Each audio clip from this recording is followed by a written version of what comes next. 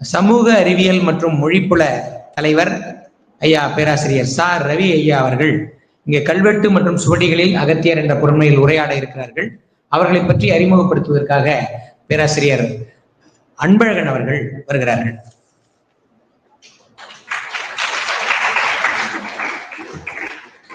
அனைவருக்கும் வணக்கம். தமிழ் மரபில் அகத்தியர் தொன்மம் என்னும் தலைப்பில் நடைபெறக்கூடிய தேசிய கருத்தரங்கில் தற்போது கல்வெட்டு மற்றும் சுவடிகளில் அகத்தியர் என்னும் தலைப்பில் பேராசிரியர் ச ரவி ஐயா அவர்கள் உரையாற்ற இருக்கிறார். அவரை பற்றிய ஒரு சிறு அறிமுகம்.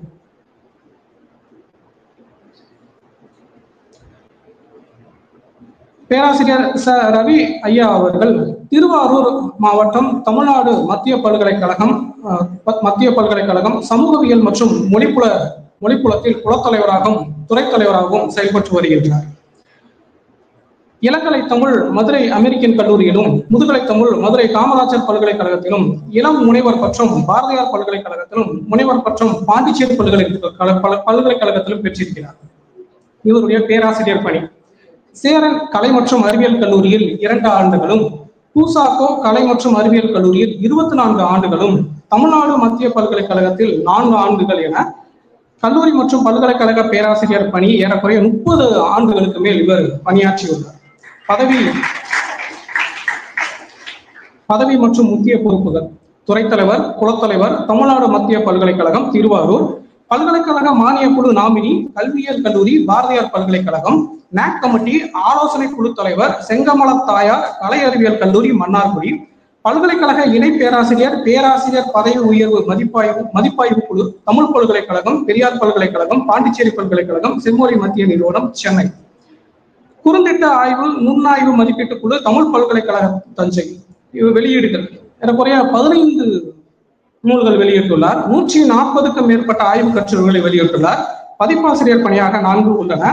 தொல்லியல் கண்டுபிடிப்புகள் ஊடகங்கள் வழியே 200க்கும் மேற்பட்டவைகளை புதிதாக கண்டுபிடித்து வெளியிட்டுள்ளார். ஆய்வு வழிகாட்டி ஏறக்குறைய 11 ஆய்வாளர்களுக்கு முனைவர் பட்டத்திற்கான ஆய்வு நெறியாளராக செயல்பட்டுள்ளார். 35 நபர்களுக்கு இளம் முனைவர் பட்டத்திற்கான நெறியாளராக இருந்துள்ளார். 50க்கும் மேற்பட்டவர்களுக்கு முதுகலை மற்றும் பட்டய படிப்பில் குறுந்திட்ட ஆய்வு நெறியாளராக இருந்துள்ளார். 30க்கும் மேற்பட்ட ஆய்வு கருத்தரங்குகள் இவரால் நடத்தப்பட்டிருக்கின்றன. விருதுகள் ஏறக்குறைய 15 விருதுகளை இவர் பெற்றுள்ளார். திட்ட ஆய்வு பணிக்கான நிதி நல்கை ICPR டெல்லி, செம்மொழி மத்திய நிறுவனம் சென்னை. இவருடைய சாதனைகளாக சில விஷயங்கள் குறிப்பிடப்படுகின்றன. தமிழகத்தில் முதலாக கல்வெட்டியல் பட்டய படிப்பை கல்லூரியில் உருவாக்கியது. தமிழ்நாடு மத்திய பல்கலைக்கழகத்தில் முதலாக சமுதாய கல்லூரியின் கீழ் பட்டய படிப்பை உருவாக்கி கல்வெட்டியல் மற்றும் மரபு மேலாண்மை என்ற பட்டய படிப்பை தொடங்கி நடத்தி கொண்டு வருதல். தொல்லியல் கண்டுபிடிப்புகளில் 200க்கும் மேற்பட்ட இதழ்கள் என்ற ஊடகங்கள் வெளியிடல். பூசாக்கோ கலை என்ற அறிவியல் கல்லூரி மற்றும் தமிழ்நாடு மத்திய பல்கலைக்கழகத்தில் தொல்லியல் அருங்காட்சியகத்தை உருவாக்கி இருத்தல் என்ற இவரது சாதனைகள் நீண்டு கொண்டே இருக்கின்றன. இச்சிறப்புமிகு பேராசிரியர் அவர்களை கல்வெட்டு மற்றும் சுவடிகளில் அகத்தியர் என்னும் தலைப்பில் உரையாற்ற வருமாறு அன்போடு அழைக்கின்றோம்.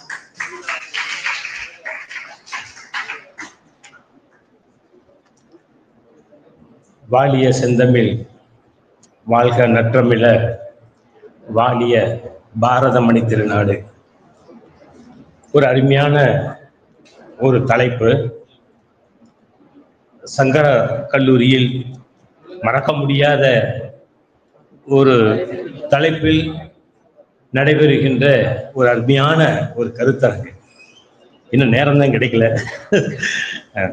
தமிழ் மரபில் அகத்திய தொன்மம் என்று மத்திய அரசு இது தேர்ந்தெடுத்து இந்த கருத்தரங்கை நடத்துவதற்கு தமிழகம் முழுக்க பல கல்லூரிகளில் அழைப்பு விடுக்கப்பட்டிருப்பது உண்மையிலே பாராட்டத்தகுந்தது. எப்படி மாவட்டந்தோறும் நம்முடைய தமிழக முதலமைச்சர் புத்தக திருவிழா என்று அமைத்து வாசிக்கின்ற ஒரு பயிற்சியை கொடுத்த ஒரு பெரிய மாற்றத்தை அவர் செஞ்ச செயலில் எனக்கு இதுதான் பிடித்தமான ஒரு செயல்.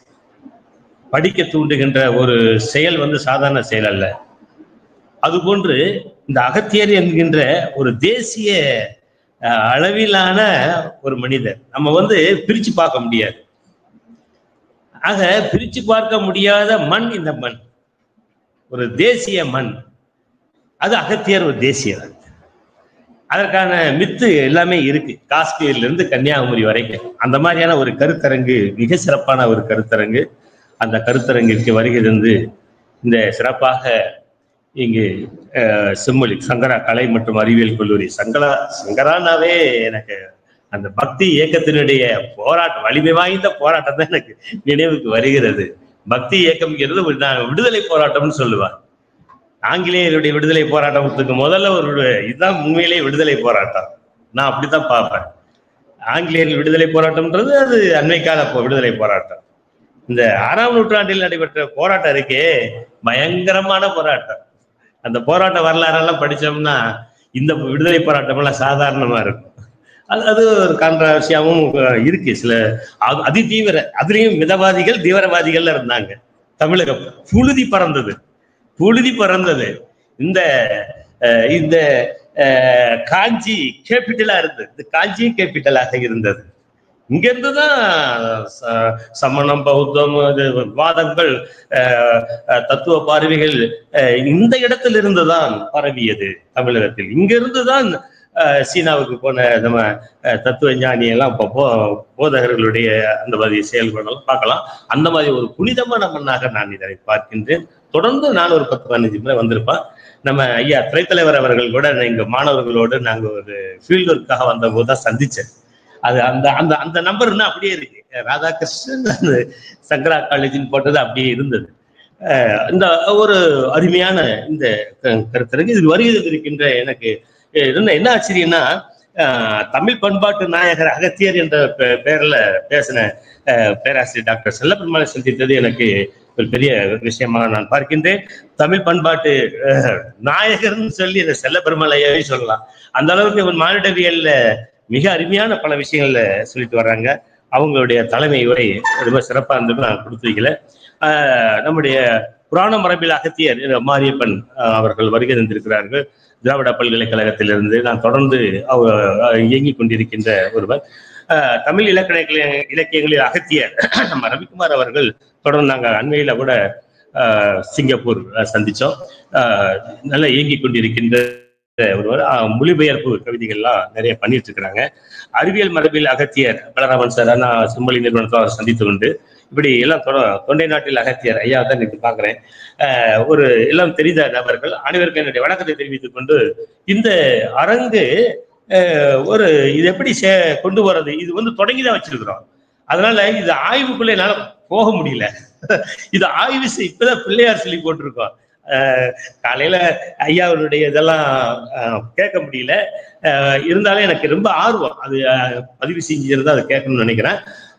ஆய்வு அகத்தியர் பற்றிய ஆய்வு நாம் இன்னும் தொடங்கவில்லை என்றுதான் சொல்ல வேண்டும்.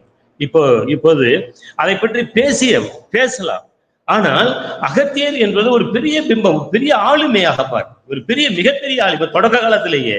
நான் எப்படி பாக்குறேன்னா, தொல்காப்பியர் பிராமி ஸ்கிரிப்ட் காலத்துல சங்க இலக்கியத்துங்கள் அந்த படுக்கை கோடு குத்துக்கோடு என்ற 2 கோடுகளால் எழுதப்பட்ட அந்த சங்க இலக்கிய காலத்தில் தொல்காப்பியர் இருந்தார். 2 கோடு தான், 2 கோடு போட தெரிந்தால் சங்க இலக்கியத்தை எழுதிடலாம், அவ்வளவு எழுதிடலாம். 2 கோடு தான். நீங்க பெரிய பிரம்மாண்டமெல்லாம் ஒண்ணும் இல்லைங்க. அந்த 2 கோடுகளை வைத்துக் கொண்டு சங்க இலக்கியத்துல பெரிய ஒரு செவியல் என்ற கிளாசிக்கல் சொல்ற ஒரு இலக்கியத்தையே உருவாக்கி இருக்கின்றார்கள் என்று சொன்னால் இன்னைக்கு அது பல வளைவுகளாக வந்துருச்சு. அதற்கு முன்பு இந்த தொல்காப்பியருக்கு குருவாக அல்லது அதற்கு முன் இருந்த அவரோட ஆசிரியராக இருக்கலாம். அப்போ அகத்தியர் காலத்துல கிராப்டி மார்க்ஸ் அப்படிங்கிற ஒரு குறியீட்டு எழுத்து காலத்தில் அவர் இருந்திருக்க வேண்டும். வரலாற்றை நான் அப்படிதான் பாக்குறேன். ஏனென்றால் இன்றைக்கு 12,000 குறியீட்டு எழுத்துக்கள் கிடைத்திருக்கின்றன. ஒரு எழுத்து கூட யாருக்கும் தெரியாது, பிராமி ஸ்கிரிப்டே தெரியாது. நம்ம இன்னும் அதுக்கு பயிற்சிக்குள் செல்லவில்லை, வாய்ப்பு இல்லை. அதான் வேற ஒன்றும் இல்லை. சங்க இலக்கிய எழுத்துக்களே பார்த்துருக்க கூட மாட்டாங்க நிறைய பேரு. நம்ம அதற்கு முதல்ல ஒரு தலைமுறை எழுத்து இருக்கு. அதைத்தான் இப்ப கடந்த 2 வாரத்துக்கு முன்பு நம்முடைய முதல்வர் சட்டசபையில பேசினாரு. யாராவது இந்த எழுத படிச்சிட்டீங்கன்னா உங்களுக்கு 2.5 கோடி ரூபாய் தரேன்னு. அனௌன்ஸ் பண்ணியிருந்தாரு. எனக்கு ரொம்ப ஆர்வம். இதெல்லாம் நாங்க சொல்லி சொல்லி அடிச்சு போயிட்டாங்க. எங்க தமிழ் மாணவர்களை திட்டதான் நம்முடைய வேலையா. வாய்ப்பு இருக்குங்களா, அதை படிங்கடா.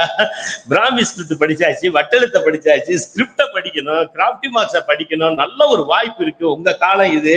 இன்னைக்கு இது வரைக்கும் 12,000 குறியீட்டு எழுத்துக்கள் கிடைச்சிருக்கு. பிராமி ஸ்கிரிப்ட் கூட அவ்வளவு எழுத்துக்கள் கிடைக்கல. ஆனா என்னன்னா ஒழுங்குபடுத்திட்டு இருக்காங்க. ஓரளவுக்கு பரவி இருக்கு. சில பேர் மதிவானம் போன்றவங்களை முயற்சி செய்யறாங்க. ஐராவதி மகாதேவன் போன்றவர்கள்லாம் இந்த குறியீட்டு சிந்து சமவெளி குறியீட்டு எழுத்துக்களை கொண்டு வந்து சேர்க்கிறாங்க. இப்ப நாங்க கூட என்னுடைய மலேசியா மாநாட்டுல கூட அந்த ஒரு கருத்தரங்க, அதுவும் ரவிக்குமார் சார் வந்து இருந்தாரு. அந்த மாநாட்டுல கூட நாங்க வந்து எங்க கிழக்கு மண்டல கடற்கரையில் கிடைத்த சில குறியீடுகள், ஒரு 5-6 குறியீடுகள் எங்களுக்கு கிடைச்சது. அது சிந்து சமவெளியோட கம்பேர் பண்ணி தான் படிச்சோம். ஏன்னா சிந்து சமவெளி குறியீட்டு எழுத்துக்களும் நமக்கு கிடைச்ச குறியீட்டுகளும் ஈக்குவல் பீரியடு. இப்ப இரும்புடைய காலம் 5600 அனௌன்ஸ் பண்ணிட்டாங்க. அப்ப வந்து கிட்டத்தட்ட சிந்து சமவெளிக்கெல்லாம் முன்னுக்கு போகுது நம்ம கீழடி அகழ்வாய்வு எழுத்துக்கள், அதோட இரும்பு பொருட்கள் எல்லாம் வந்துருச்சு. ஆக கல்வெட்டு அப்படின்னு சொல்லி பாக்குறப்ப இதெல்லாம் கல்வெட்டுக்குள்ள கொண்டு வர. கல்லில் எழுதப்படுவதுதான் கல்வெட்டு, புரிஞ்சுக்கணும். கல்லில் எழுதப்படுவதுதான் கல்வெட்டுன்னு நினைச்சிட்டு இருக்காதீங்க. எழுதப்படுவது கல்வெட்டுக்கள் தான். அது தாமிர பட்டயத்தில் எழுதினாலும் கல்வெட்டு தான், ஓலைச்சுவடியில் எழுதியிருந்தாலும் கல்வெட்டுகள் தான், மோதிரத்தில் எழுதியிருந்தாலும் இன்சில் போட்டாலும் கூட கல்வெட்டுகள் தான். அந்த கருப்பு சிவப்பு மட்களங்களில் நமக்கு நிறைய கிடைக்குது. சங்ககால எழுத்துக்கள் அதான் நிறைய கிடைக்குது. அதான் தொல்லியலினுடைய தந்தைன்னு சொல்லுவாங்க. ஆனா அந்த அளவுக்கு சோர்சஸ் சங்க காலத்தை வந்து நம்ம புரிஞ்சுக்கணும்னா சங்ககால எழுத்துக்களும் கிராஃப்டி மார்க்ஸ் தான் நிறைய. அதான் 12,000 குறியீடுகள் கிடைச்சிருக்கு, குறியீடுகள் மட்டுமே. அப்ப எழுத்துக்கள் வந்து 1000க்கும் மேற்பட்ட எழுத்துக்கள் கிடைத்திருக்கிறது. ஆகவே இவைதான் இந்த எழுத்துக்கள் வந்து இதெல்லாம் சேர்ந்ததுதான் நம்ம வந்து கல்வெட்டுன்னு சொல்றோம். அப்படி பாக்குற போது அகஸ்தியரை வந்து உள்ள கொண்டு வர பாக்குற போது எனக்கு ஒரு சிக்கல் வந்துச்சு. அது என்ன சிக்கல்னா, அகத்தியரை நாம் வந்து புராண மற்றும் ஒரு தொன்மைக்குள்ள கொண்டு வர்றோம். தொடக்க கால அகத்தியரை தான் பாக்குறோம். ஏனென்றால் நம்ம அன்னைக்கால நிறைய அகத்தியர் வந்துட்டாங்க. எப்படி நூற்றுக்கணக்கான அவையர்கள் பாக்குறோமோ அதே மாதிரி கிட்டத்தட்ட ஆயிரக்கணக்கான, ஐயா சொன்ன மாதிரி ஆயிரக்கணக்கான அகத்தியரை நாம வந்து பாக்குறோம். ஏன்னா ஒவ்வொரு கோயில்களும் எனக்கு ரொம்ப பிரமிப்பா போச்சு. அதுதான் ஆக்சுவலா நான் என்னுடைய பவர் பாயிண்ட்ல அதைத்தான் போட்டேன். அதான் தலைப்பு. ஐயாவே அந்த இதை எடுத்துட்டாங்க. கோயில்கள் அப்ப தொண்டை மண்டலத்துல மட்டுமே 100க்கும் மேற்பட்ட 300க்கும் மேற்பட்ட கோயில்கள் இருக்கு அப்படின்னா, நான் நினைச்சேன் உண்மையிலே இங்க வர்ற வரைக்கும் பாருங்க, நான் நினைச்சேன் நம்ம தான் நிறைய சொல்ல போறோமோ அப்படின்னு நினைச்சிட்டு தலைப்பே வந்து கோயில் கல்வெட்டுகளில் அகத்தியர்னு தான் போட்டு வந்தேன். வேற எதுவும் நான் எழுதல. ஏனென்றால் அவ்வளவு கோயில்கள் கிடைக்க கிடைக்க புதுசா தெரியுது. இத்தனை கோயில்கள் வருது, இத்தனை சிற்பங்கள் வருது. எங்க திருவாரூர்லயே இருக்கு. இந்த அகத்தியர் எங்க இருப்பாருன்னு பார்த்தோம்னா, கம்பேரிட்டிவ் பார்த்தோம்னா எங்க விநாயகர் இருக்காரோ அந்த இடத்துல தான் இருப்பாரு. அது விநாயகர் இருக்கிற இடத்துலதான் பெரும்பாலும் அகத்தியருடைய சிற்பம் இருக்கு. அப்ப அகத்தியருக்கும் விநாயகருக்கு என்ன தொடர்பு இருக்கு? அப்போ தொடக்கத்துல விநாயகரை வழிபட்டு தான் உள்ள போறோம். அப்ப வந்து பாத்தீங்கன்னா ஒரு மித்து வந்து பாருங்க, அப்ப 18, 19ஆம் நூற்றாண்டு வரைக்கும் கூட நமக்கு வந்து அகத்தீஸ்வரம் ஊரு, அகத்தீஸ்வரன் கோயில், ஈஸ்வரன். அதுக்கு வந்து டெபினிஷன் சொல்ற போது அகத்துக்குள் காணப்படுகின்ற ஈஸ்வரன், ஆகவே அகஸ்தியன் அப்படின்னு பேர் வந்து வந்ததாக நம்ம சொல்றோம். அப்ப இந்த அகஸ்தியன் அகம் என்ற சம்பந்தப்பட்ட இந்த சொல்லாய்வுகள்லாம் பார்க்கிற போது லத்தீன்ல இருக்கு. நம்ம அகஸ்டஸ் அதெல்லாம் கம்பேர் பண்றாங்க. நம்மள வெளிநாட்டுக்காரங்க கம்பேர் பண்றாங்க. நம்ம இப்பதான் தொடங்கியிருக்கோம். இந்த ஆண்டு தான், இன்னும் சொல்ல போனா இந்த ஆண்டு தான் தொடங்கியிருக்கோம். அகஸ்டஸ், அகஸ்டினஸ், அகஸ்டுனஸ், அகஸ்டுலஸ் இதெல்லாம் வந்து லத்தீன் பெயர்கள்ல இருக்கு. ஜெர்மானியர் வந்து அந்த ஆராய்ச்சியாளர் எழுதுறாரு அகஸ்டி அப்படிங்கிற பேரு. ஏன்னா இந்த அகஸ்தியரை வந்து படிச்சனாலதான் இவங்க இதை சொல்றாங்க. அப்ப தமிழ் அகத்தியர், இந்திய அகத்தியரை பற்றி தான் அவர்கள் எடுத்துக்கிறாங்க. இதன் மூலம் லத்தீன்ல அகஸ்டஸ் பொருள் என்ன அப்படின்னு சொன்னா, இதுக்கு நம்ம திருப்படைகள் செய்யப்பட்ட அப்படி செய்யப்பட்ட, அப்ப திருப்படைகள் செய்யப்பட்ட அப்படிங்கிற ஒரு மீனிங் எடுத்துக்கிறோம். வணங்கப்படத்தக்க என்று தொல்காப்பியரை வந்து பார்க்கிறோம். இன்னும் பார்க்க வேண்டியிருக்கு. ஏராளமா நம்ம வந்து பார்க்க வேண்டியிருக்கு. அப்படி பார்க்கிற போது கல்வெட்டுக்கள்ல வந்து எப்படி சொல்றது, பிராமி எழுத்துக்குள்ள வராரா, இல்ல வட்டெழுத்துல வராரான்னா அதுவும் பார்த்துட்டோம். அண்மை கால கல்வெட்டுக்கள்ல தான் இருக்கு. அப்ப அண்மை கால கல்வெட்டுக்கள்ல இருக்கிற அகஸ்தியர் தான் காலத்தை வந்து பின்னாடி சொல்ல வேண்டியது இருக்கும். அப்ப முற்காலத்துல நம்ம வந்து பார்த்த அகஸ்தியரை இப்ப மித்தாக ட்ரெடிஷனலாக மரபு, அதான் தொன்மம்னு நல்லா தலை போட்டிருக்காங்க. தொன்ம ரீதியாக நம்முடைய மனசுல எப்படி எல்லாம் மாறி மாறி மாறி வந்து இப்பவும் இந்த 20ஆம் நூற்றாண்டிலும் நம்மை ஆட்டி படைத்துக் கொண்டிருக்கின்ற ஒரு சாமானிய மனிதன் அல்ல, ஒரு அதிசயத்தக்க ஒரு மிகப்பெரிய பிரம்மாண்டமான ஒரு மனிதன். ஏன்னா இப்ப ஔவையார் இன்னைக்கு நம்ம வந்து பேசுறோம்ல, அனாதி எங்க செல்லபெருமாள் சாருக்கும் தெரியும், நிறைய விடுகதை ஔவையாரை பற்றி இருக்கு இல்லையா. அந்த மழை பெஞ்சா அனாதி காட்டுல அவை குடைப்பிடித்திருப்பாள், அது என்ன, நான்லாம் அந்த மாதிரியான விடுகதை போட்டு தான் நாங்க ஆரம்பிச்ச சிந்தனை. அது ஒரு காளான் அப்படின்னு சொல்லணும் நம்ம. அப்ப அங்க ஔவையார் எதுக்கு வர்றாரு?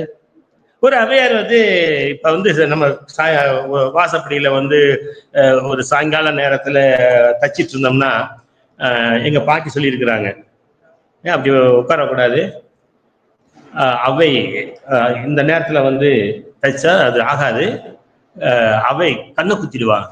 அப்ப அந்த அவைங்கிற வார்த்தை இங்க எதுக்கு வருது? அப்ப சங்க காலத்துல இருந்த அவையார் 2000 ஆண்டுகளாக நம்ம தமிழ் சமுதாயத்தில் தமிழ் பண்பாட்டில் வந்து கொண்டிருக்கிறார்கள் என்று சொன்னா மிகப்பெரிய ஆளுமை சக்தியாக இருக்கு. அந்த ஆளுமை சக்தி இதுதான் வந்து நம்ம பார்க்கிறோம். அகஸ்தியர் என்பது மிகப்பெரிய ஒரு ஆளுமை, ஒரு பிரம்மாண்ட சக்தியாக, அது ஆரிய கடவுளாக கொண்டு வர தப்பே கிடையாது. ஆக அது இமயத்தில் வடக்கே இருந்து ரிக்வேதத்துல வந்து பாத்தீங்கன்னா ரிக்வேதத்துல பாடி அவருடைய அந்த இதெல்லாம் வருகிறதை பார்க்கிற போது நமக்கு ஆச்சரியமாக இருக்கிறது. ஆகவே ஒரு தேசிய அளவிலான ஐராவத மகாதேவன் சிந்து சமவெளியில இருக்குங்கிறாரு, காஷ்மீர்ல அகஸ்திய வடிவம் இருக்குங்கிறாரு. இப்ப நம்ம ஆந்திராவில் இருக்கு கோயில்கள், ஆந்திராவில் கோயில்கள் இருக்கு, ஆந்திராவிலும் இருக்கு. தொண்டை நாட்டுல என்னன்னாக்கா அது மிக அதிகமாக இருக்கு. அடுத்து நம்ம பார்த்தோம்னா நாங்க இதுக்காக தேடுற போது சோழர் கல்வெட்டுகள்ல இல்ல, சேரர் கல்வெட்டுலயும் அதிகமா இல்ல, 1 2 பாண்டியர் கல்வெட்டுல நிறைய இருக்கு. பாண்டியர் கல்வெட்டுல அதுவும் வந்து மதுரைக்கு இருக்க திருநெல்வேலி பகுதி, ஏன்னா அவர் பொதிகை மலை, அவர் பொதிகை மலையில தொடர்புடையவராக இருக்கிறனால அவர் பற்றிய நிறைய விஷயங்கள் இருக்கு. இமயமலை அந்த உயர்ந்தது, இமயமலை தாழ்ந்து போன அந்த கதை எல்லாம் சொல்லியிருப்பாங்கன்னு நினைக்கிறேன். இமயமலை அங்க திருமணம் பார்வதி திருமணம் நடைபெறுகிறது, தாழ்ந்து போச்சு. அத்தனை 30 முக்கோடி ஜனங்களும் அங்க போயிட்டாங்கன்னா அப்புறம் எப்படி வெயிட் தாங்க மாட்டாம இமயமலை கீழே போகுது. அதை சரி செய்யணும்னா யாரு வேணும்? பவர்ஃபுல். இங்க அப்படிதான் எடுத்துக்கணும், நம்ம அப்படிதான் எடுத்துக்கணும்.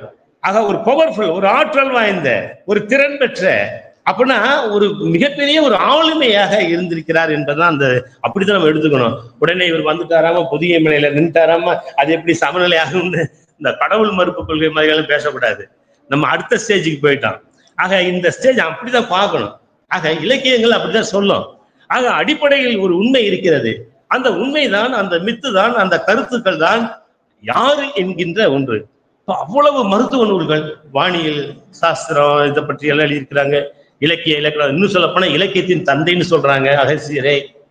அகத்தியம் இலக்கண இலக்கியத்தை முதல்ல எழுதுறது நமக்கு கிடைக்கிற சான்று அவர் தானே. தொல்காப்பியத்திற்கு முன்றே பேராசிரியர் கிட்டத்தட்ட 103 மேற்கோள்கள், சங்க இலக்கிய மேற்கோள்கள் உரையாசிரியர்கள் காட்டுகிறார்களே. அகத்தியம் என்ற நூலிலிருந்து 103 மேற்கோள்கள் பேராசிரியர் சொல்றாரு. ஆக இதெல்லாம் பார்க்கிற போது ஒரு அகஸ்தியருங்கிறது ஒரு சாதாரண மனிதர் அல்ல, பல்துறை. அதுவும் அவரு உருவாக்கின ஒரு மெடிசனுக்கு அவர் பேரு அகஸ்தியர் குழம்புன்னு சொல்லி நினைக்கிறேன் அப்படின்னு. அந்த மெடிசன் அந்த இதெல்லாம் நமக்கு கிடைக்குது. பிறகு அவர் பேர்ல கூட பின்னாடி எழுதியிருக்கலாம். எழுதியிருந்தாலும் அவருடைய ஆளுமை என்ன அப்படிங்கிறதான் நமக்கு நினைச்ச ரொம்ப ஆச்சரியமாக இருக்கிறது. இப்படி ஒரு மனிதர் வாழ்ந்தாரா, வாழ்ந்திருக்க முடியுமா, இல்லை இது எந்த அளவிற்கு நாம் நம்புவது, இது எந்த அளவுக்கு வரலாற்று சான்றுகளாக இருக்க முடியும் அப்படிங்கிறதுக்கு பார்க்கிற போது கல்வெட்டு எனக்கு கொஞ்சம் தயங்கினேன். அதனால சரி முழுக்க ஓரளவுக்கு பார்த்துடலாம் அப்படின்ட்டு ஏனென்றால் கல்வெட்டுனா அது எந்த காலம், எந்த காலத்துல அந்த கல்வெட்டு எழுதப்பட்டது, அது என்ன நோக்கத்துக்காக, அந்த கருத்தியல் அடிப்படையில் பார்க்கணும். 17ஆம் நூற்றாண்டுல அகத்தியரை பற்றி ஒரு செய்தி, எந்த செய்தி வந்தாலும் ஒரு புகழ்ந்து, இப்ப காப்பர் பிளேட் எடுத்தோம்னா காப்பர் பிளேட்ல பாண்டியர்களை பற்றி சொல்ற போது பாண்டியனுடைய பெருமையை சொல்லுகிற போது அகஸ்தியரை சொல்லாம சொல்றது கிடையாது, பெரும்பாலும் அகஸ்தியரை சொல்றான். ஏன்னா அகஸ்தியருடைய ஆளுமை, அறிவார்ந்தவர், அற்றல் வாய்ந்தவர், இதெல்லாம் சொல்லிட்டு அப்புறம் பாண்டிய மரபை சொல்றான். அப்ப அகஸ்தியர் என்ற ஒரு பிரம்மாண்டமான ஒரு மனிதன், ஒரு சமூகத்தை நாம கட்டமைச்சிருக்கிறோம் அப்படிங்கிறத நம்ம பார்க்கணும். அது அந்த அடிப்படையில் அப்படிதான் பார்த்தா தான் நமக்கு அந்த ஆய்வு வரும் என்பதனால சில குறிப்புகளோடு பவர் பாயிண்ட்ல கொஞ்சம் பார்க்கலாம். சில வேத மந்திரங்களின் ஆசிரியராக பார்க்கிறோம். தென்னாட்டுல ஒரு கான்ட்ரவர்ஷியலான ஒரு செய்தியெல்லாம் வந்துச்சு. பிராமண குடியேற்றத்தை நிறுவியவர் அப்படின்னு ஒரு கருத்தெல்லாம் வருது. முத்தமிழ் சார்பு நூலும் சில மருத்துவ நூலும் இவர் இயற்றி இருக்கின்றார் அப்படிங்கிறத பார்க்கிறோம். 12ஆம் நூற்றாண்டுல ஆரிய சான்றோர் அப்படிங்கிறதெல்லாம் வருகிறது. ஆனா விந்திய மலையை கடந்து வந்த முதல் ஆரியர் அவராத்தான் இருக்கக்கூடும். ஏன்னா ரிக்வேதத்திலே வந்துடுறாரு. அப்ப சங்க இலக்கியத்துக்கெல்லாம் முற்பட்டவர்னா அப்ப அந்த விந்திய மலை அடிப்படையான மித்து நிறைய வருது. ஆக அந்த செருக்கை அடக்கிய காரணத்தினால் அது தடையா இருக்கு தெற்க வர்றதுக்கு. சிவன் பார்வதி மேரேஜுக்கு போயிட்டு அப்படி வர்ற போது அந்த செருக்கை அடக்கிறதுக்கு, அதுக்கு தான் அவர் பேர் குருமுனிவர் என்ற இந்த பெயரெல்லாம் வழங்கப்பட்டதை நாம் பார்க்கலாம். விந்திய மலையை அடக்கியவர் அப்படிங்கிற நம்ம அப்படியே எடுக்கக்கூடாதுங்க. அத அந்த உண்மையின் அந்த சில கற்பனைகள் பொய்யல்ல, அப்படி பார்க்க கூடாது. நம்ம கற்பனையின் அடித்தளத்தில் கட்டப்பட்ட வரலாறு. கற்பனையே நீங்க அப்படியே வெங்காயத்தை உரிச்சுட்டு வந்த கடைசியில ஒரு இது இருக்கும். அது மாதிரி கற்பனை கூட ஒரு உண்மையின் அடித்தளத்தில் கட்டப்பட்டவைதான் என்பதை பார்க்க முடியும். அந்த அடிப்படையில பார்க்கிற போதுதான் இந்த விந்திய மலை அடக்கியவர், செருக்கே அடக்கிய புகழ்ச்சிக்குரியவர் என்ற இந்த செய்தியெல்லாம் வைத்துக் கொண்டு நாம் அவர் எப்படிப்பட்டவர் என்ற ஒரு விஷயத்தை பார்க்கிறோம். அந்த அடிப்படையில அவருக்கு அந்த பெயர்கள் எல்லாம் வந்திருப்பதை நாம பார்க்கலாம். பிறகு பாத்தீங்கன்னா ரோமானிய நூல் ஒண்ணு, லிஸ்ட் ஆஃப் ஆன்டிக்வரைன் ரிமைன்ஸ் அப்படிங்கிற ஒரு நூல், வால்யூம் 3ல பேஜ் 266, இதுல 260 பக்கத்துல கிபி 1ஆம் நூற்றாண்டு வரை அவங்க நூல்ல அவங்க எழுதுறாங்க நம்ம அகஸ்தியரை பத்தி. அகஸ்தியருக்கு கோயில் இருந்தது. எப்ப? கிபி 1ஆம் நூற்றாண்டுல இருந்ததுன்றாரு. ஏன்னா கிபி 1, 2, 3 வரைக்கும் கூட ரோமானிய காயின்ஸ் நமக்கு கிடைக்குது. ரோமானியர்களும் கிரேக்கர்களும் இங்க வந்துட்டு போறாங்க. நமக்கு அவங்களுக்கு தான் நெருக்கமான தொடர்பு. 2 வல்லரசுன்னு வச்சுக்கலாம், நாங்க அப்படிதான் பாக்குறோம். இன்னைக்கு எப்படி ரஷ்யா அமெரிக்காவோ அதே போல அன்னைக்கு தமிழகமும் ரோமானியர்களும் ஒரு பலம் பொருந்திய, அது வெப்பன்ஸ்லயும் சரி ஆயுதங்களையும் சரி. ஏன்னா இரும்பை கண்டுபிடிச்சு இவன் தான் இப்பதான் சொல்றாங்க. இரும்பு வெப்பன்ஸ் நம்ம கிட்ட இருந்தான். அலெக்சாண்டர் கொண்டே கொடுக்குறான், இரும்பு உருளையை உருக்கி அப்படி கொண்டு போய் கொங்கு நாட்டு இரும்பை கொடுக்குறான். தங்க தரல, வைரத்தை தரல. ஏன்னா இதான் வேல்யூஸ், மதிப்புடைய ஒன்று இரும்பை நீ சங்க இலக்கியத்தை படிச்சா தெரியும் நமக்கு. ஆகவே நம்ம ஒரு வலிமை வாய்ந்த, ஆற்றல் வாய்ந்த, ஒரு வளர்ச்சி அடைந்த ஒரு பண்பாட்டு நாகரிகத்தை நம்ம சங்க காலத்திலேயே பார்க்க முடியும். அப்ப அப்பயே கோயில் கட்டி இருக்கிறாங்கிறத இந்த ரோமானிய நூல்ல அவங்க ஆராய்ச்சியில அவங்க சுட்டி காட்டுறாங்க. அப்ப அகஸ்தியருக்கு ஒரு மனிதனுக்கு மிகப்பெரிய ஒரு கோயில் கட்டுகின்ற ஒரு இதெல்லாம் இருந்திருக்கு அப்படின்னு சொல்லி பார்த்தோம்னு சொன்னா, அப்ப எப்படிப்பட்டவராக அவர் இந்தியாவில், தமிழகத்தில் அவருடைய ஆற்றல் எந்த அளவுக்கு. ஏன்னா மருத்துவத்துறையில பாத்தீங்கன்னா அவ்வளவு ஆச்சரியமான விஷயம். அந்த காலத்திலேயே இப்படிப்பட்ட மருத்துவ நூட்களை உருவாக்கி இருக்க முடியுமா அப்படின்னு செஞ்சிருக்கிறாரு. அதுல மருத்துவத்துறையில பெரிய புரட்சி. ஏன்னா நமக்கு 60,000 ஓலைச்சு, நமக்கு கிட்டத்தட்ட லட்சக்கணக்கான ஓலைச்சுவடிகள் கிடைச்சிருக்குங்க. இந்த ஓலைச்சுவடிகளை பாத்தீங்கன்னா ரொம்ப ஆச்சரியமா இருக்கு. 65% ஓலைச்சுவடிகள் மருத்துவ ஓலைச்சுவடிகள். யோசிக்கிறாங்க தமிழனுடைய தரம், தமிழனுடைய அவன் நோய்க்கு, நோயை தீர்ப்பதற்கு, உடல் வலிமைக்கு, உடலை பேணி பாதுகாப்பதற்கு அவன் எடுத்துக்கொண்ட முயற்சி என்னவா நினைச்சு பாருங்க. ஆக சுத்தம் சுகாதாரத்தில் நம்மை விட வேற யாரும் அந்த அளவுக்கு கவனம் செலுத்தியது இல்லை. ஆகவே தான் நமக்கு 65% மேல ஓலைச்சுவடிகள் இன்னும் நமக்கு கிடைச்சிருக்கு. பெரும்பாலும் ஓலைச்சுவடிகள்லாம் வெளிநாட்டுக்கு அனுப்பிட்டோம்னு வச்சுக்க, திருட்டு போயிட்டு இருக்காங்க. பட் அந்த ஓலைச்சுவடிகள்ல பாத்தீங்கன்னா 65% ஓலைச்சுவடிகள் மருத்துவ ஓலைச்சுவடிகள். நம்ம வெறும் 1, 2, 3% கூட இலக்கிய ஓலைச்சுவடிகள் இல்ல. அந்த இலக்கிய ஓலைச்சுவடிகளை வச்சுக்கிட்டு தான் நம்ம கத்திட்டு இருக்காங்க. தமிழர் வரலாறு எது? இந்த 3% ஓலைச்சுவடியை வச்சுக்கிட்டு கத்திட்டு உட்காந்துருக்கிறோம். அப்ப நமக்கு 65% ஓலைச்சுவடிகள் மருத்துவ ஓலைச்சுவடிகளை வச்சுக்கிட்டு நம்ம முக்கியத்துவம் கொடுக்காமலே இருக்கிறோம். குழந்தை மருத்துவம், விலங்கு மருத்துவம், அத்தனைக்கும் அறுவை சிகிச்சைக்கான மருத்துவம், ரண சிகிச்சை, என்னென்ன நீங்க அகஸ்தியருக்குள்ள போய் பாருங்க, அத்தனை மருத்துவ நூல்களும் அவர் பண்ணியிருப்பாரு. அவர் ஒரே ஆளை இவ்வளவு பிரம்மாண்டமா செஞ்சிருப்பாருங்கிறது வேற விஷயம். ஆனா ஓலைச்சுவடிகள்ல இருக்கே நமக்கு இன்னைக்கும் ஒரு வீட்டுல போய் நீங்க ஒரு முயற்சி எடுத்து பாருங்க. ஒரு வீட்டுல போய் ஒரு தட்டு ஓலைச்சுவடி இருக்குன்னு யாராவது சொன்னா போய் பாருங்க. அதுல பல ஓலைச்சுவடிகள் மருத்துவ ஓலைச்சுவடிகளா தான் இருக்கு. இலக்கிய ஓலைச்சுவடிகள் கிடைக்கல, 1, 2 கூட கிடைக்கல. அந்த அளவுக்கு நமக்கு மருத்துவத்துறையில விளங்கி இருக்கணும்னா அந்த மருத்துவத்துறையில அகஸ்தியர் அவரை ஒரு தனிப்பட்ட ஒரு மனிதனுடைய அந்த மருத்துவ செயல்பாட்டை வேற எந்த ஒரு 2000 ஆண்டுகளை பார்த்துட்டோம். யாருக்குமே இந்த ஒரு தனிப்பட்ட ஒரு மனிதனுக்கான ஒரு ஒரு அழுத்தத்தை, ஒரு சிறப்பை பார்க்க முடியல. மித்து இல்லையே. அப்ப அகஸ்தியர் யார் யோசிக்க வேண்டியிருக்கு. ஆக அகஸ்தியர் என்கின்ற ஒரு பிரம்மாண்டமான ஒரு கலை, அறிவியல், ஒரு ஆற்றல் வாய்ந்த ஒரு மனிதனை நாம யோசிக்க வேண்டியிருக்கு. உங்களுக்கெல்லாம் உண்மையிலேயே அகஸ்தியரை பற்றி நீங்க நிறைய ஆய்வு செய்யலாம். உங்களுக்கு எதிர்கால களம் இந்த சங்கர கலை அறிவியல் கல்லூரி உங்களுக்கு கொடுத்திருக்கிறது என்றுதான் சொல்ல வேண்டும். ஆகவே இந்த மாதிரி நம்ம பார்க்கிறோம். அகஸ்தியர் இந்த உச்சரிப்பு வேறுபாட்டால் அகஸ்டஸ் அப்படின்னு நம்ம பார்க்கிறோம், குறிக்கிறதுன்னு பார்க்கலாம். இது யோ வியூடு ப்ரூல் என்னும் பிரான்சை சேர்ந்த அறிஞர் இந்த ஆய்வை செய்திருக்கார் என்று பார்க்கிற பொழுது நம்ம நாட்டில இருந்துட்டு நம்ம அகஸ்தியரை நாம எப்படி பார்க்கிறோம்? இன்னைக்கு நம்ம சங்கரா கல்லூரியில இருந்து ஆய்வை கிட்டத்தட்ட தொடங்கி இருக்கிற மாதிரி எனக்கு படுது. ஆக அகத்தியம் நம்ம இயல் இசை நாடகம் அதெல்லாம் போயிடுச்சுங்க. இப்ப அறிவியல் தமிழ், ஆராய்ச்சி தமிழ், ஆய்வு தமிழ் என்றெல்லாம் வந்துருச்சு. இன்னைக்கு நம்ம இன்னும் வாணியம் அது நிறைய இன்னைக்கு நம்ம பார்க்க முடியுது. வானியல், சோதிடம், யோகம் இதெல்லாம் அகத்தியர்கிட்ட பார்க்கலாம். இயல் இசை நாடகம் மட்டுமில்ல, அறிவியலை பார்க்கிறோம், ஆராய்ச்சியும் பார்க்கிறோம், வானியலை பார்க்கிறோம். வானியல் சாதாரணம் இல்ல, சோதிடம் என்பது சாதாரண விஷயமானதல்ல. நீங்க அவங்ககிட்ட நீங்க பாருங்க, அது பியூர் சயின்ஸ், பியூர் மேத்தமெட்டிக்ஸ். அறிவியலின் அடிப்படையே மேக்ஸ்ல இருந்து தான் தொடங்குது. ஆகவே இந்த அறிவியலை நாம யோகம் போன்றவற்றை எல்லாம் அவர்கிட்ட பார்க்கிறோம்.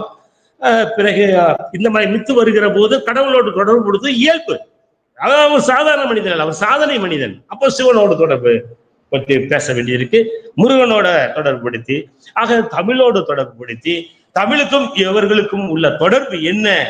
ஆக அவர் உடல் பிணி மட்டுமல்ல, உளப்பிணி மட்டுமல்ல, பிறவிப்பணியும் பிறவிப்பணியை போக்குகின்ற மருத்துவராகவும் இருந்திருக்கிறார். ஆக இதெல்லாம் நம்ம அகஸ்தியரை பார்க்கக்கூடிய ஒரு பார்வையாக பார்க்கிறோம். தமிழ் முனி, குருமுனி, குருமுனி, குருமுனி, குருமுனி, பொதிகை முனி, இப்படி பார்த்தீங்கன்னா கிட்டத்தட்ட ஏராளமான பெயர்கள் 10-20 பேர் இருக்கு. ஆக உதாரணத்துக்கு குடத்தில் தோன்றியதால் குடமுனி, இதெல்லாம் சில மித்தெல்லாம் பார்க்கலாம். நிறைய மித்து இருக்குங்க. இதுல அகத்தியம் அப்படிங்கிறது ஒரு இன்றியமையாமையாக பார்க்கிறோம். அகத்தியம் அதான் தமிழினுடைய முதல் நூல். நமக்கு இனிமேல் தொல்காப்பியம்னு சொல்லாதீங்க, ஏன்னா நமக்கு மேற்கோள்லாம் கிடைக்குது. ஆகையினால நமக்கு அகத்தியம்தான் தொடக்க நூல்னு முழுமையா கிடைக்கல, அவ்வளவுதான். தமிழ் முனி, திருமுனி, மாதவ முனி, பொதிகை முனி என்றெல்லாம் பேர் வச்சிருக்கிறத பார்க்கலாம்.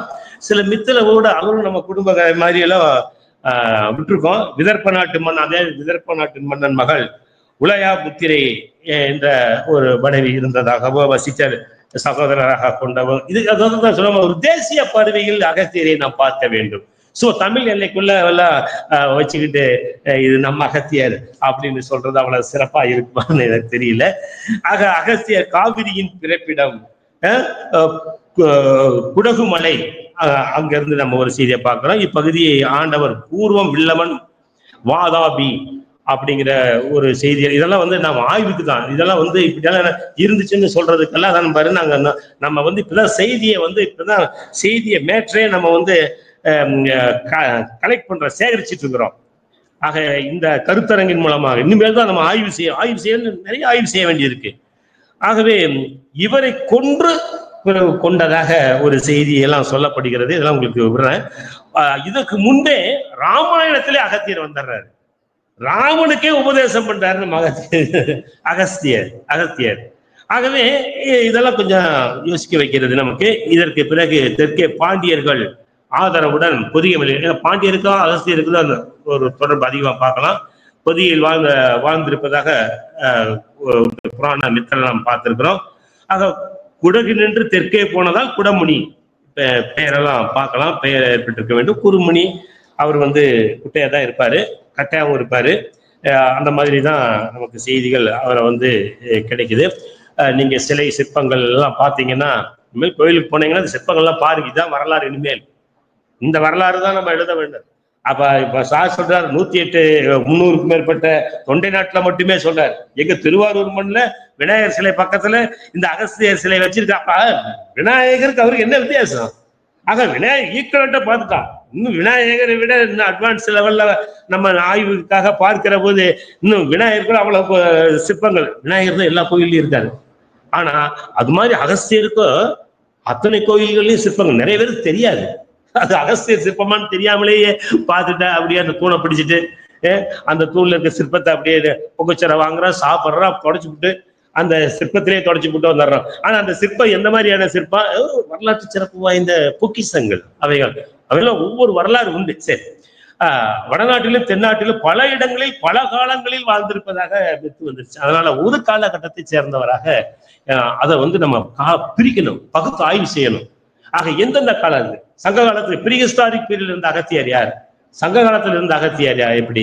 அதற்கு பிறகு இருந்த கம்பராமாயணம். இப்ப ரவிக்குமார் சார்ட பேசிட்டு இருக்கும்போது அவர் சொன்னாரு, கம்பரை பற்றி ஒரு செய்தியை சொன்னாரு. அப்ப ஒவ்வொரு காலகட்டத்திலும் கதைகள் ஏராளமாக, ஆயிரக்கணக்கான கதைகள் இருக்கிறது.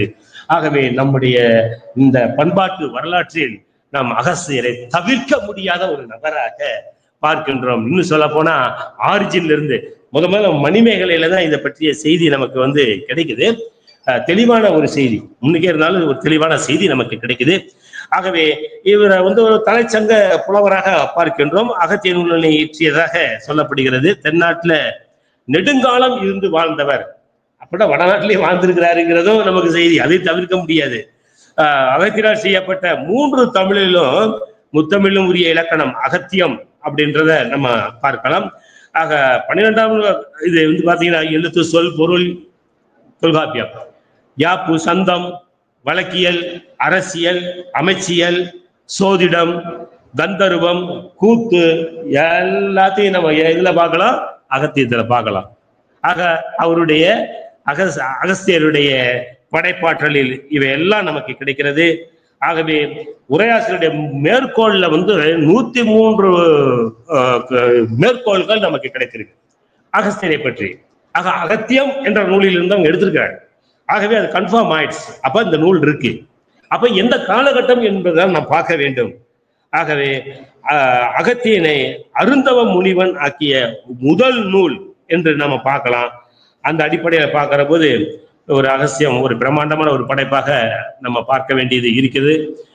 அதெல்லாம் தொலைச்சிட்டோம், தண்ணியில போடுறோம், நெருப்புல போட்டு கொளுத்திட்டோம், எல்லாமே. ஒரு நேத்து கூட ஒருத்தர் ஆமா ஒரு பேராசிரியர் பேசிட்டு இருக்கும்போது அவங்க சொல்றாங்க, எங்க ரிலேட்டிவ் நாங்க சொல்லி பார்த்தோம், ஆர்காலஜி டிபார்ட்மெண்ட்ல இருந்து யாரும் வந்து வாங்கல, எனக்கு கோபமாயிருச்சு, நெருப்புல போட்டேன். அப்படி ஒரு கட்டு பொக்கிஷம் இதெல்லாம் எப்படி?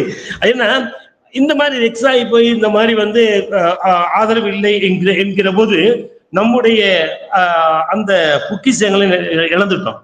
வெளிநாட்டுக்காவது போறது பரவாயில்ல, ஏன்னா நம்மளை விட அவன் அதிகம் நல்லா பாதுகாத்து வச்சிருக்கிறான். 2-3 நாளைக்கு மேல ஒருத்தர் பேசுற போது அங்கே லேடன் செப்பேடு, ரைட், ஞாயிற்றுக்கிழமை நேற்று தான் பேசணும். லேடன் செப்பேடு அங்க இருக்கு, நெதர்லாந்துல இருந்து இங்க இருந்து எடுத்துட்டு போனோம் இல்ல. அவர் சொல்றாரு பக்கத்துல போய் நான் அதை வந்து தொட்டு கும்பிடணும்னு நினைச்சேன், அனுமதிக்க மாட்டேன்ட்டாங்க அப்படின்னு சொல்லி அவர் சொல்றாரு. அந்த மியூசியத்துல வைக்கப்பட்டிருக்குது, தொட்டு கும்பிடணும்னு அவருக்கு ஆர்வம், அவ்வளவு பிரம்மாண்டமா சொல்றாரு அவரு. அதனால அதை எப்படியாவது கொண்டு வரணும் சார். நேற்று அதான் எங்களுடைய ஒரு ஹாஃப் டே எங்களுக்கு அப்படிதான் போச்சு. அதை எப்படி கொண்டு வரணும், அது நம்ம சொத்து, அது அங்க இருக்கு, அவங்க தர்றதுக்கு ரெடியா இருக்காங்க. இவ்வளவு இன்ஃபர்மேஷன் கலெக்ட் பண்ணிட்டாரு, அவங்க தர்றதுக்கு ரெடியா இருக்கிறாங்க, நம்ம தான் வாங்குறதுக்கு ரெடியா இல்ல. நான் சென்ட்ரல் கவர்மெண்ட்டுக்கு கடிதம் போட்டான், அவங்க வந்து ஸ்டேட் கவர்மெண்ட்டுக்கு எழுதிட்டாங்க, ஸ்டேட் கவர்மெண்ட் வந்து சென்ட்ரல் கவர்மெண்ட்டுக்கு அனுப்பிட்டாங்க, மாத்தி. ஆக இந்த லேடன் செப்பேடை யார் கொண்டு வர்றது?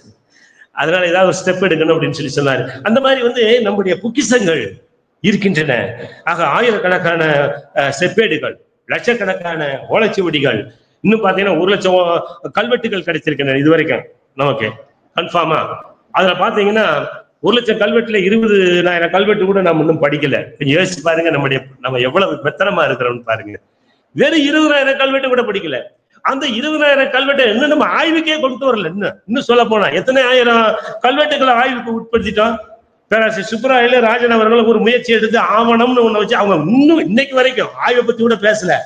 முதல்ல கிடைக்கிற கல்வெட்டை கொண்டு வந்து கொடுங்க, பதிவு செய்யலாம். பதிவு செய்யறதா வேலை, அவங்க வேலையே ஆவணம்னு ஒண்ணு மேலை நாட்டினருடைய ஒரு டாக்குமெண்டேஷன் போல பதிவு செய்யணும்னு நினைச்சாங்க. ஆகவே அந்த ஒன்னதான் நம்ம செஞ்சுட்டு இருக்கிறோம். நாங்க என்ன பண்ணோம், கொஞ்சம் எடுத்துட்டு போய் எல்லாத்தையும் எழுத வைக்கலாம்னு அண்மையில செப்பேடுகள் பற்றியோ கோயில் கல்வெட்டுகள் பற்றியோ 100 ஆசிரியர்களுக்கு அழைப்பு விடுத்து அவங்க எழுதியிருக்கிறாங்க. ஏன்னா ஏதாவது சில கட்டுரையாவது வரட்டும், சில ஆய்வு கட்டுரையாவது வரட்டும்ட்டு. அதுல வந்து பாத்தீங்கன்னா இது இந்த அடுத்து வந்து நம்ம வந்து முதல்ல வந்து ஒரு அடையாளப்படுத்துவது, ஐடென்டிஃபை பண்றது, பிறகு அதை எடுத்து அதை நாம் ஆய்வுக்கு உட்படுத்துவது, பிறகு ஆய்வுக்கு உட்படுத்த பிறகுதான் நம்முடைய வரலாறை பண்பாட்டி சொல்ல முடியும். நம்ம ஆய்வே செய்யாம டிமிக்கி வரோம், ஐயோ தமிழருடைய வரலாறு இப்படி இருக்குது, ஒண்ணுமே செய்யலைங்க.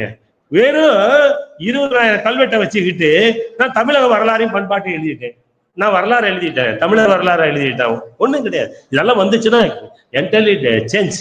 இப்ப பாரு, சங்க காலம் போயிடுச்சு இல்ல, கிமு 6ஆம் நூற்றாண்டுக்கு மேல போயிடுச்சு இல்லையா? இன்னும் மூவா தமிழ்ல நல்லா தொங்கிட்டு இருக்க கூடாது. கிமு 2 கிபி 2 தான் சங்க காலம். அவங்க காலத்துல அதுதான், அவங்க காலத்துல அவ்வளவுதான் கிடைச்சது.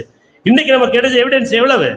5200 இரும்பு, 3000 ஆண்டுகளுக்கு மேல சுடுமண் கலைகள்ல தேர்ச்சி பெற்றிருந்ததெல்லாம் கிடைக்குது. கிராப்டி மார்க்ஸ் 12,000 கிடைக்குது. ஆகவே சங்ககால எழுத்துக்களே கிமு 7ஆம் நூற்றாண்டுன்னு வந்துருச்சு. அப்ப நம்ம வந்து காலத்தை முன்னுக்கு நம்ம எடுத்துட்டு போக வேண்டியது இருக்கு என்று பார்க்கிறோம். அந்த அடிப்படையில் பார்க்கிற போது இந்த அகத்தியர் சங்க காலத்துக்கு முன் உள்ள ஒரு அகத்தியர் தான், ஒரு அகத்திய மரபு ஒரு இருந்திருக்கிறது. நிறைய ஒரு அகத்தியர்ல ஏராளமான அகத்தியரை போன்ற சிந்தனையாளர்கள் நிறைய இருந்திருக்கிறாங்க. மரபியல்ல வந்து அந்த 5 அறிவு உயிர் பரிணாம வளர்ச்சியை தொல்காப்பியர் சொல்லல, அவர் சொல்றாரு, நான் சொல்லல, எனக்கு முதல்ல சொல்லிட்டாங்கன்னு சொல்றாரு. விவாத பொருளா இருந்திருக்குது. ஆக மிகப்பெரிய ஆராய்ச்சிகள் இந்த தமிழகத்துல வந்து நடந்திருக்குது. ஆனா அவர் வந்து அதை பதிவு செய்யறாரு, அவ்வளவுதான். அந்த மாதிரி வந்து பாத்தீங்கன்னாக்க இவருடைய இந்த பேரை பார்த்தாலே தெரியும். கடையோனி, கடோற்பவன், கலசமுனி, களரோற்பவன், குடமுனி, கும்பசம்பவன், கும்பசன், கும்பயோனி, இந்த மாதிரி பெயர்கள் எல்லாம் கும்பமுனி, குருமுனி, மலையமுனி, முத்தமி, முரியோன், இப்படி பல பெயர்கள் வந்து நமக்கு கிடைக்கின்றன. இதை கூட நம்ம வந்து பிராமி எழுத்துக்களோடு நம்ம வந்து சில கருப்பு சிவப்பு மட்கலங்கள் எழுத்துக்கள் கிடைக்கின்றன. அதோடு ஆதவன் இந்த இதெல்லாம் வந்து பார்க்கறது நம்ம வந்து ஒப்பிட்டு பார்க்க வேண்டியது இருக்கிறது.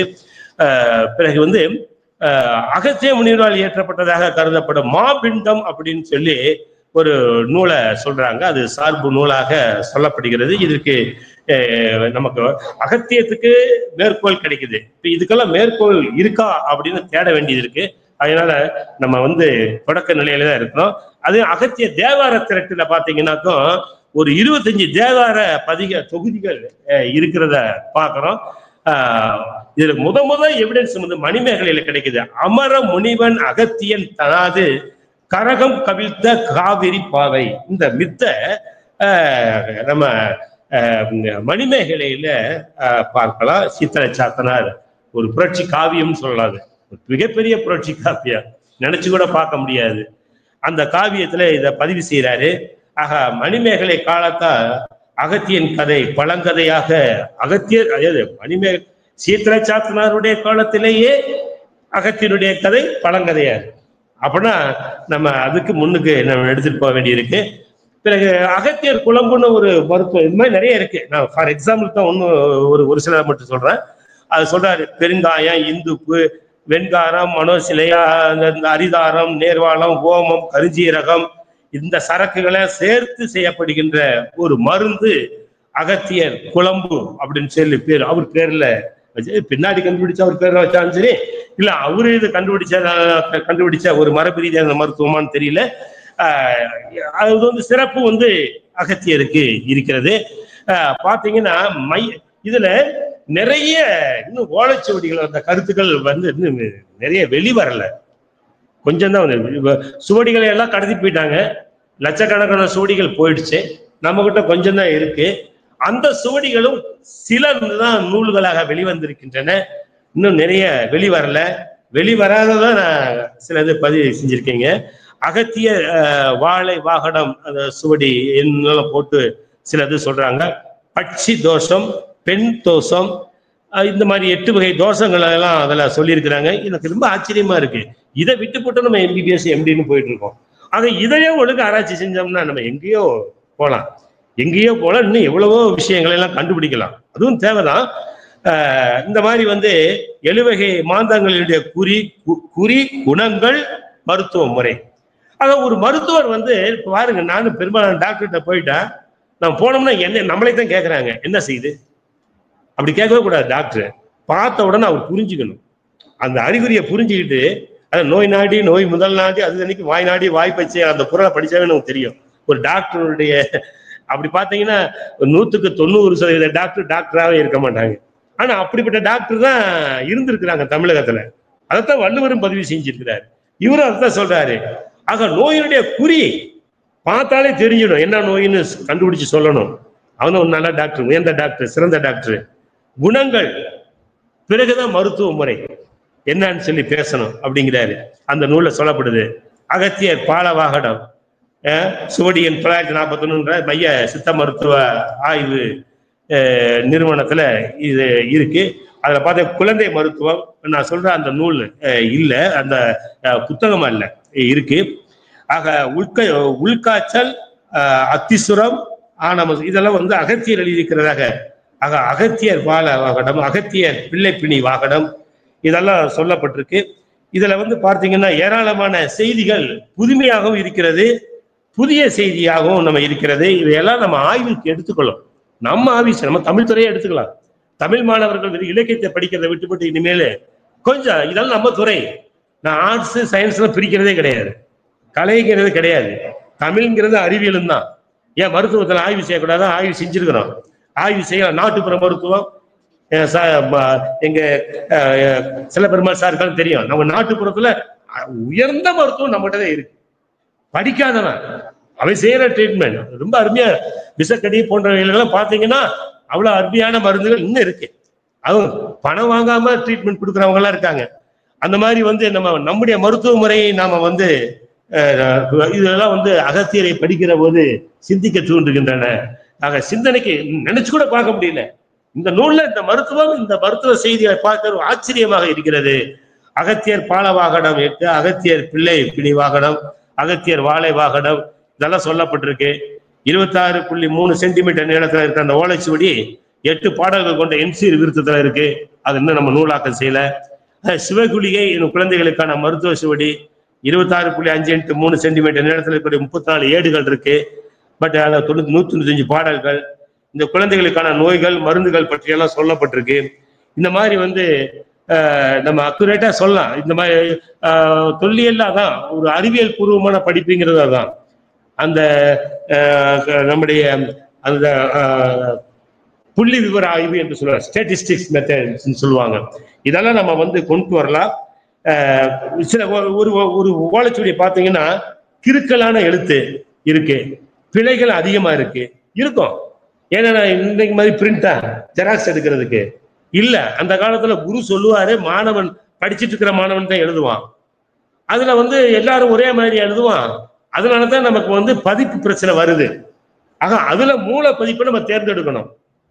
அதனால அன்னைக்கு எழுதப்பட்ட எழுத்தாணி கொண்டு ஓலைச்சுவடியில் எழுதுனதான் எல்லாமே, இதுவரைக்கும் எழுதப்பட்டது எல்லாமே. ஒரு ஓலைச்சுவடியில் கிறுக்கலான எழுத்து, பிழைகள் அதிகமா இருக்கு. வாழை அப்படிங்கிறது இளமை என்ற பொருள்ல பாலவாக்க மாற்றுச்சுவடிகள் இந்த கீழ்த்து சுவடி நூலகத்துல இந்த எண்ணில் இருக்கு. இதை அச்சு தருகின்ற அளவிற்கு அந்த ஓலைச்சுவடி இருக்கு. இது நூலாக்கம் தரலாம். ஆகவே இந்த அடிப்படையை பார்க்கிற போது தஞ்சை சரஸ்வதி மகால் நூலகம் பங்களிப்பு ரொம்ப முக்கியமா இருக்கு. சில இடங்கள்ல முடிச்சிடலாம் சார். அதே மாதிரி இந்த ஓலைச்சுவடிகள் போல் செப்பேடுகள் பற்றி நான் தொடவே இல்லை இன்னும். ராமநாதபுரம் மூளை குத்தல செப்பேட்டுல ரகுநாத சேதுபதியினுடைய சிறப்பை கூறுகிற போது அறிவுக்கு அகத்தியன், அப்ப சேதுபதி சிறப்பை சொல்லணும், அப்ப அறிவுக்கு அகத்தியன்னு சொல்றான். மானூர் செப்பேட்ல பாத்தீங்கன்னா அங்க தென் திசை உசைந்த அப்ப இந்த அங்க அந்த சுப்பிரமணிய சுவாமி கோயிலுக்கு அபிஷேகம், நெய்வேத்தியம், திருவிளக்கு தரலாம் டொனேட் பண்றாங்க. அப்படி சொல்ற போது என்ன சொல்றாருன்னா, விஸ்வகர்ம மக்களினுடைய தோற்றம் வளர்ச்சியை பற்றி கூறுகிறான். அப்ப தென் திசை உசைத்திருந்தது. அப்போது அகஸ்திய மாமுனியை தட்சிண திசைக்கு அனுப்பி விக்க அவர் முனி ஈஸ்வர ரிஷியல் தேவதைகள் 30 கோடியும் வந்ததாக ஒரு செய்தியை சொல்லுகிற போது இங்க அகஸ்தியர் கதை வருகிறது. ஆக வடநாட்டு அகஸ்தியன் தென்னாடு சமப்படுத்த வருதலை இந்த கதை நமக்கு வெளிப்படுத்துவதை பார்க்கலாம். இந்த மாதிரி செப்பேட்டு செய்திகள். அதே மாதிரி கல்லிடைக்குறிச்சி கல்வெட்டுல ஒரு செய்தி வருது. அகதீஸ்வரன் கோயிலுக்கு சேரர் பாண்டியருடைய தானம் கொடுத்த ஒரு கல்வெட்டு. அந்த கல்வெட்டுல தென் தமிழகத்துல அகத்தீஸ்வரம், அகஸ்தியான் பள்ளி முதலிய கோயில்கள்லாம் இருக்கு. அந்த கோயில்கள்ல அகஸ்தியர் பற்றிய பெயர் இருக்கு. இது சிவனடியார் ஒருவருடைய பெருமையை விளக்கி சொல்லுகின்ற கல்வெட்டு. இங்க காமாட்சி அம்மன் கோயில் கல்வெட்டு. திருவாடுதுறையில அர்த்த மண்டபத்துல விநாயகர் சிலை பக்கத்திலே இருக்கிற அகஸ்தியரை குள்ள உருவமாக படைத்திருக்கின்ற பார்வை. வேதாரண்யம் பக்கத்துல, எங்க ஊர் பக்கத்துல அகஸ்தியன் பள்ளின்னே இருக்கு. கன்னியாகுமரியில அகத்தீஸ்வரன்ற ஊரெல்லாம் இருக்கு, கோயில்கள் இருக்கின்ற. ஆக இப்படியெல்லாம் பார்க்கிற போது ஏராளமான கோயில்கள். அந்த அடிப்படையில இந்த அடிப்படையில தான் நமக்கு தமிழகத்துல ஒரு சில கோயில்கள் இருக்கு. அந்த கோயில்கள் சில கல்வெட்டுகள் இருக்கின்றன. எத்தான் பிபிடியில போட்டிருக்கேன். நேரம் ஆகிவிட்ட காரணத்தினால் சுருக்கமாக சொல்ல போனால், ஒரு நம்முடைய இலக்கிய வரலாற்றை புரட்டி பார்க்கிற பொழுது அகஸ்தியருடைய பங்களிப்பு என்பது சாதாரணமானது அல்ல. ஆக நமக்கு கிடைத்த முதல் அடையாளம் தொல்காப்பியத்திற்கு முன்னே அகத்தியம் என்ற ஒரு அடையாளம் இருக்கிறது. ஆகவே அந்த அகத்தியரை நாம ஆய்வுக்கு இனிமேல் நிறைய தகவல்கள் கிடைத்திருக்கின்றன. அவரை புனிதப்படுத்தி கோயில்களாகவும் சிற்பங்களாகவும் பல கோயில்களில் ஆயிரக்கணக்கான கோயில்கள்ல சிற்பங்கள் இருக்கின்றன. கோயில்கள் அவருடைய பெயர்ல தான் இருக்கு. ஆக மன்னனை பற்றி சொல்லுகின்ற பொழுது கூட அகத்தியனை சொல்லிதான் பாராட்டுகின்ற ஒரு மரபு இருந்திருக்கிறது. ஆகவே இந்திய மண்ணில் குறிப்பாக தமிழகத்தில் அகத்தியன் என்ற ஒரு பிம்பம், ஒரு ஆளுமை, ஒரு பெர்சனாலிட்டி என்று பார்க்கிற போது ஒரு இலக்கியத்திற்குள்ள மட்டுமல்ல, ஒரு மருத்துவத்துறையில் சாதனை படைத்தார். ஏன்னா மருத்துவத்துறை தமிழனுடைய துறை, தமிழனுடைய துறை இலக்கியத்துறை அல்ல. இலக்கியத்தை விட பன்மடங்கு நமக்கு தமிழன் மருத்துவத்தில் தான் கவனம் செலுத்தி இருக்கின்றான். அதுதான் நமக்கு கிடைக்கிற எவிடன்ஸ் வச்சுதான் பேச முடியும். நமக்கு அப்படிப்பட்ட ஒரு சுத்தம் சுகாதாரத்தை பற்றி சிந்திக்கின்றான் என்று சொன்னால், ஒரு நாகரிகம் பண்பாட்டில் ஒரு வரலாற்று சிறப்பு வாய்ந்த அந்த தமிழ் இனத்தினுடைய ஒரு அடையாளம், தொடக்க அடையாளம் அகஸ்தியன் என்பதை சொல்லி வாய்ப்பு கொடுத்த நம்முடைய பேராசிரியர் ராதாகிருஷ்ணன் மற்றும் நம்முடைய துறை பேராசிரியர்களுக்கும் வாழ்த்துக்களை நன்றியும் சொல்லிக் கொண்டு, ஆக இந்த பாரத தேசத்தினுடைய ஒரு முக்கியமான ஒரு பங்களிப்பு என்ன அப்படின்னு சொன்னா, ஒரு குறிப்பிட்ட நிலத்திற்குள் நாம் சுருகி ஆய்வு செய்துவிட முடியாது. ஆக அகஸ்தியர் நம்ம சிந்து சமவெளி எழுத்துக்களாக இருக்கட்டும், நாங்கள் ஆராய்ச்சி பார்க்கிற போது பாகிஸ்தான்ல கூட நம்முடைய கலாச்சார பண்பாடு கிடைக்கிறது சிந்து சமவெளியில். இங்க வந்து பாத்தீங்கன்னா சிக்கிம் பூட்டான்ல கூட அந்த செய்தி கிடைக்குது. காஷ்மீர்ல எங்களுக்கு வந்து ஒரு முருகன் என்று எழுதப்பட்ட ஐராவத மகாதேவன் ஒன்று கொடுத்தாரு. ஒரு போட்டோ காமிச்சேன்னு துள்ளி எழுதிச்சார். சார் இது இங்க அமெரிக்கா இது இங்கிலாந்துல ஒரு மியூசியத்துல இருக்கு அப்படின்னு சொல்லிட்டு, இது சிந்து சமவெளி குறியீடு, இது காஷ்மீர்ல கிடைச்சிருக்குது, இப்ப உங்களுக்கு கிடைச்சிருக்குது, இது சிட்டிங் பொசிஷன் முருகன் சொல்லி எழுதி கொடுத்தார்.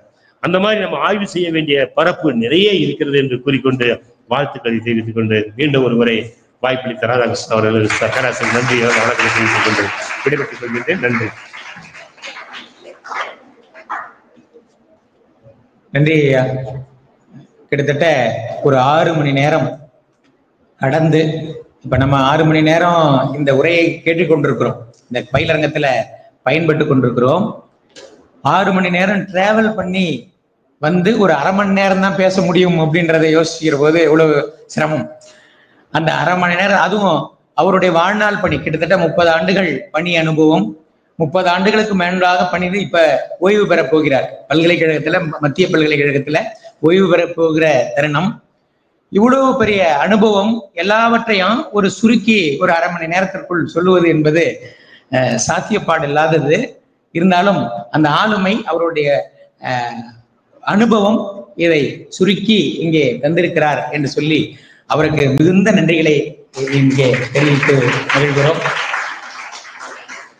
அற்புதமான பொழிவு. இப்ப அதே போலதான் ஐயா அவர்கள், ஆட்சிலிங்கம் ஐயா அவர்கள், அந்த உரையுடைய தொடர்ச்சி போல அவர்களுடைய நிறைய இங்கே கள ஆய்வுகளின் வழியாக கிட்டத்தட்ட 108 300 கோயில்கள் சொல்றாரு. 300 கோயில்கள் நமது தொண்டை மண்டலத்தில் மட்டும் அகத்தியரோடு தொடர்புடைய கோயில்கள் இருக்கின்றன என்று தன்னுடைய ஆய்வுகளை பதிவு செய்திருக்கிறார். இந்த அற்புதமான நிலையில் இன்றைக்கு பாரத தேசத்தில் ஒருமைப்படுத்துகிற ஒரு முகமாக, தமிழுக்கு கிடைத்திருக்கிற ஒரு முகமாக அகத்தியர் என்று சொல்லக்கூடிய ஒரு பேராளுமை விளங்குகிறது என்பதை இலக்கணங்கள் வழியாக, இலக்கியங்களின் வழியாக, பல்வேறு தரவுகளின் வழியாக இங்கே நாம் இன்றைய பொழுது சிந்தித்திருக்கிறோம். நிறைவான தருணத்திற்கு வந்திருக்கிறோம். இத்தனை அறிஞர் பெருமக்களையும் மீண்டும் ஒரு முறை வணங்கி நன்றி பாராட்டி நிறைவு தருணத்திற்கு, நிறைவு விழாவுக்கு நாம் செல்ல இருக்கிறோம். இப்போது சிறிய தேநீர் இடைவேளை என்று சொல்லி சரியாக இன்னும் ஒரு 10-15 நிமிடம்